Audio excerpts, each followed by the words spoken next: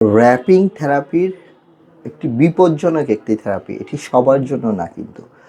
Occupational থেরাপিতে আমরা এই যে বাচ্চাকে কম্বল দিয়ে, তোশক দিয়ে, মাদুর দিয়ে, এই যে ইয়োগা ম্যাট বিভিন্ন কিছু দিয়ে পেঁচিয়ে রেখে দিই। এই যে থেরাপিটা, এটা খুবই বিপজ্জনক একটা থেরাপি।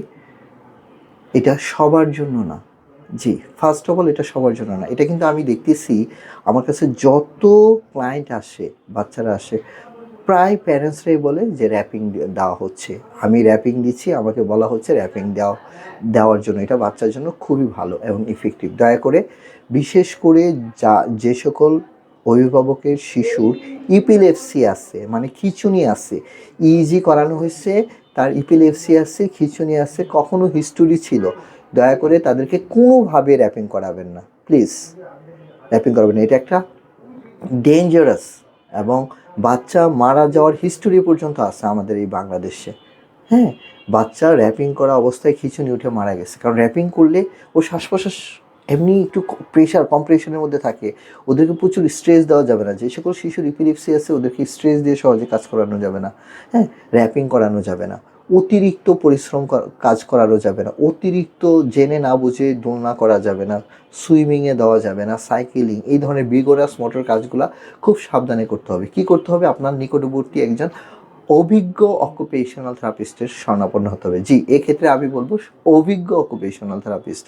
কারণ আপনাকে জানতে হবে ইপিলেপসিটা কী এবং ইপিলেপসি কী ধরনের থেরাপি অ্যাক্টিভিটিস ইপিলেপসি শিশুদের ইপিলেপসিটাকে আরও ফেসিলিটেট করে দিতে পারে।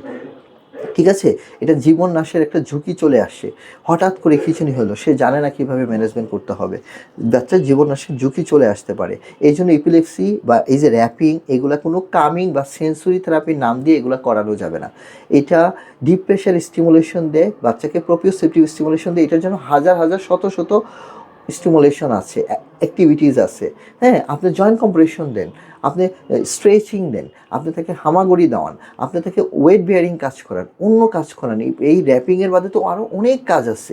শুধু এই র্যাপিং দিয়ে বাচ্চাটার জীবনটা কেন নষ্ট করছেন?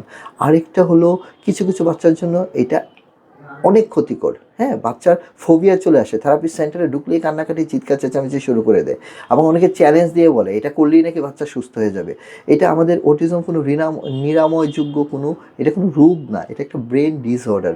হ্যাঁ, এটা করলে বাচ্চা সুস্থ হয়ে যাবে, বাচ্চার সেন্সরি সমস্যা চলে যাবে, এরকম এভিডেন্স আসলে আমি আমার ইয়াতে কখনো দেখি নাই। দয়া করে এগুলো পরিহার করবেন এবং সঠিক থেরাপি চিকিৎসা নেবেন। ভালো থাকবেন, সুস্থ থাকবেন। আসসালামু আলাইকুম ওয়া রাহমাতুল্লাহি ওয়া বারাকাতুহু।